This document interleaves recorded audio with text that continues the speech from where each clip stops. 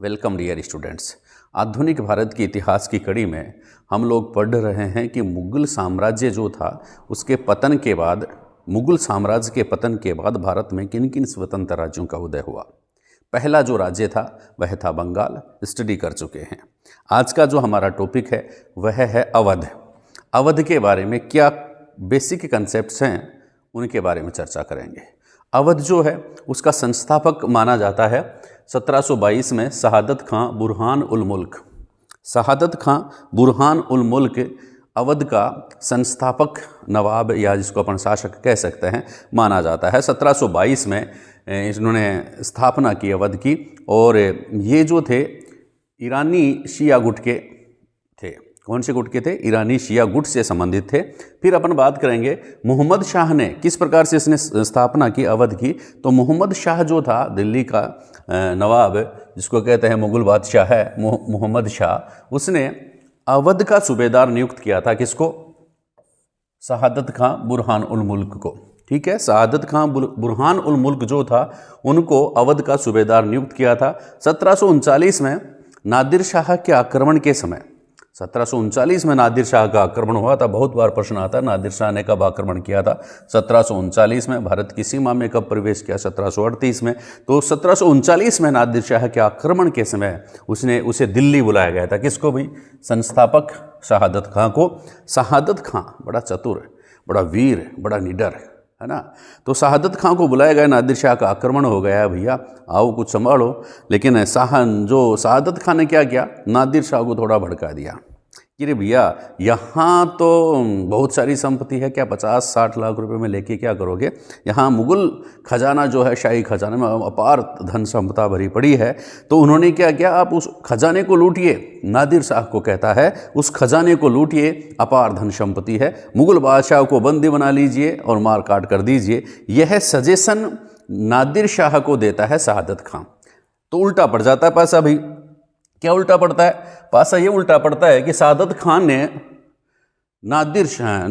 शहादत खां से नादिर शाह ने, भैया 2 करोड़ रुपए तू दे दे मेरे को। कितने? 2 करोड़ रुपए दो मेरे को। लेकिन अब क्या करे भैया, 2 करोड़ रुपए की डिमांड शहादत खां से नादिर शाह ने कर ली। उसने बता भी दिया भाई यहाँ तो बहुत सारा खजाना है, तो तेरे पास भी तो कुछ होगा।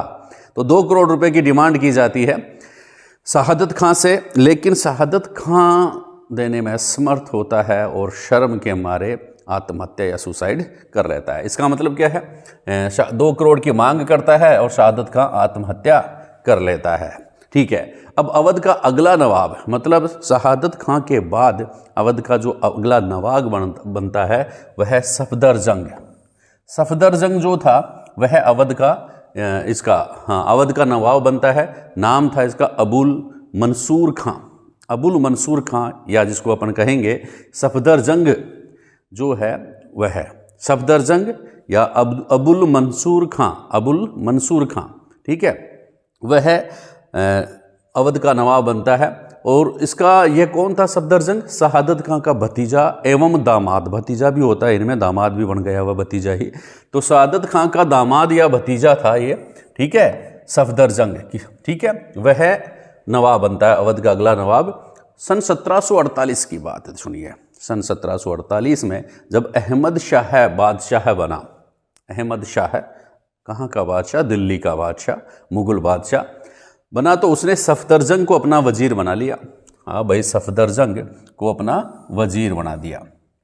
सफदरजंग को वजीर किसने बनाया? बादशाह अहमद शाह ने, है ना। बादशाह अहमद शाह ने, अहमद शाह अब्दाली ने नहीं, बादशाह अहमद शाह ने अपना वजीर बना लिया। कब बना लिया? 1748 में। प्रत्येक शब्द इंपॉर्टेंट होता है, ध्यान से देखेंगे तो याद होता है।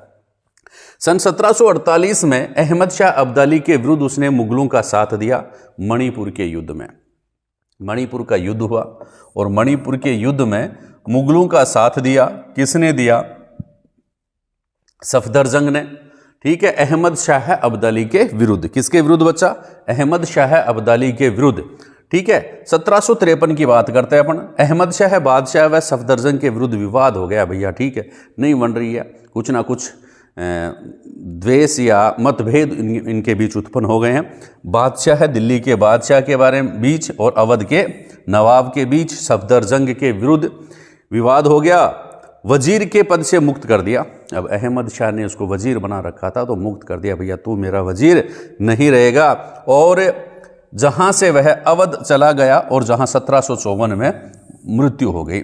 अब सफदरजंग जो है वहाँ से वापस कहाँ चला जाता है, अवध चला जाता है और अवध में 1754 में उसकी मृत्यु हो जाती है। छोटी छोटी बातें हैं, कुछ ना कुछ प्रश्न बन करके निकल के आते हैं, छोटी छोटी कहानियाँ हैं, यह आपको समझ में आएंगी जब हम एक साथ और आपको ग्रुप में रीड करवाएंगे, एक साथ इन सभी का चैप्टर्स को लाइव क्लास लेंगे तब आपको और समझ में आएंगी। देखिए, सफदरजंग के बाद उसका पुत्र 1754 में अवध का नवाब बनता है। ठीक है, सफदरजंग के बाद उसका पुत्र 1754 में अवध का नवाब बनता है और सम्राट का वजीर बनता है। सुजाउदौला नाम था, सुजाउदौला। क्या नाम था भाई? सुजाउदौला। सुजाउदौला कौन था? सफदरजंग का पुत्र था। यह अवध का नवाब बनता है और सम्राट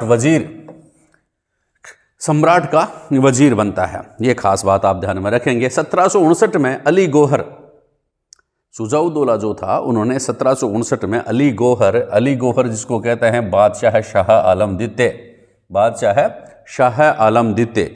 पिछली अपन बात करें कि जो बादशाह अहमद शाह के बाद कौन बादशाह बनता है? शाह आलम द्वितीय। लेकिन यह है अली गौहर, इसका मूल नाम था अली गौहर। ठीक है, इनको लखनऊ में शरण दी थी। किसने दी थी? सुजाउदौला ने। किसने दी थी? सुजाउदौला ने। मतलब प्रश्न बन करके आ जाए अली गौहर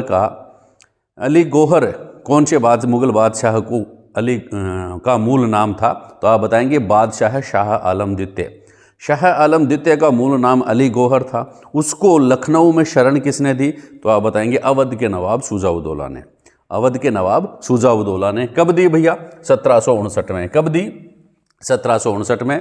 फिर पानीपत का जो तीसरा युद्ध हुआ, पानीपत के तीसरे युद्ध में जिसको कहते हैं ना, अंग्रेजों अहमद शाह अब्दाली का साथ दिया, अहमद शाह अब्दाली का साथ दिया तथा सुजाउदौला ने 1761 में। किसका? अहमद शाह अब्दाली का साथ दिया सुजाउदौला ने 1761 में। और बक्सर के युद्ध में मीर कासिम की सहायता की। बक्सर का युद्ध जो था 1761 में हुआ था, उसमें किसकी सहायता की? मीर कासिम की सहायता की, लेकिन अंग्रेजों के विरुद्ध था और मीर कासिम पराजित हुआ था। इसलिए सुजाउदौला भी क्या होना था? पराजित होना था। मतलब मीर कासिम की सहायता की कौन से युद्ध में? बक्सर के युद्ध में सुजाउदौला ने। सुजाउदौला हो गया, मीर कासिम हो गया, किसके विरुद्ध हो गया? अंग्रेजों के विरुद्ध हो गया। तो अंग्रेजों के विरुद्ध इन्होंने लड़ाई लड़ी बक्सर के युद्ध में 1764 में, और इनमें इसकी हार हुई। किसकी? सुजाउदौला की भैया। 1774 में सुजाउदौला ने रुहेलखंड पर अधिकार कर लिया। 61-64 के बाद 1774 में कहाँ पर अधिकार किया सुजाउदौला ने? बक्सर के युद्ध के बाद रुहेलखंड पर अधिकार किया। किसके ऊपर अधिकार किया? रुहेलखंड पर अधिकार कर लिया। और 1775 में सुजाउदौला की मृत्यु हो गई। 1775 में सुजाउदौला की मृत्यु हो गई। अवध का नवाब जो है उसकी ब्रीफ हिस्ट्री हम लोग रीड कर रहे हैं। फिर सुजाउदौला के बाद आसफ उद्दौला, उसका पुत्र जो है वह नवाब बनता है, आसफ उद्दौला। लेकिन वह कठपुतली नवाब था और अपनी राजधानी इसने फैजाबाद से लखनऊ स्थानांतरित की। राजधानी कहाँ स्थानांतरित की? फैजाबाद से लखनऊ स्थानांतरित की। 1797 में मृत्यु के पश्चात सर जॉन शोर ने उसके पुत्र वजीर अली को मान्यता दी। उसके पुत्र वजीर अली को मान्यता दी 1797-98 में। किसने? John Shore, sir John Shore. ठीक है, सर जॉन शोर अंग्रेज अधिकारी जिसने 1797 में किसको मान्यता दी? अवध के नवाब के रूप में वजीर अली को मान्यता दी। किसको मान्यता दी? वजीर अली को। कब? 1797 में। एक साल रहा 1797-98 में। इसके बाद शहादत अली खां 1798 से 1714 में एक और शहादत अली खां आ जाता है, वह अवध का अगला नवाब बनता है। छोटी छोटी बातें हैं। शहादत खां ने अवध के राजा की उपाधि प्राप्त की। कौन से शासक ने अवध के नवाब की नहीं राजा की उपाधि धारण की थी? तो आप बताएंगे शहादत खां। अवध का जो नवाब जिसने राजा की उपाधि ली, नवाब की नहीं राजा की, तो कौन सा आएगा? शहादत अली खां। कब? 1798 से 1714 तक रहा। जब तक मराठों पर पूर्ण नियंत्रण नहीं हुआ तब तक अंग्रेजों ने अवध को मध्यवर्ती राज्य के रूप में उपयोग किया। मध्यवर्ती राज्य के रूप में उपयोग किया। अवध का नवाब जो था वाजिद अली शाह को बनाया गया उसके बाद, किसके बाद? शहादत खां के बाद। और यह अवध का क्या था भाई? अंतिम नवाब था वाजिद अली शाह। और 1856 में लॉर्ड डलहौजी ने डॉक्ट्रिन ऑफ लैप्स, विलय की नीति के तहत कुशासन के आधार पर अवध को ब्रिटिश साम्राज्य में मिला लिया गया। किस साम्राज्य में? ब्रिटिश साम्राज्य में मिला लिया। वाजिद अली शाह को कलकत्ता में नज़रबंद कर दिया गया। ये छोटी छोटी बातें थी किसकी? अवध के बारे में। कुछ बेसिक कंसेप्ट थे, उलझे हुए हैं, सुलझाएंगे जरूर। एक बार आप इनको स्टडी जारी रखें, पढ़ते रहें, आगे बढ़ते रहें। Thank you.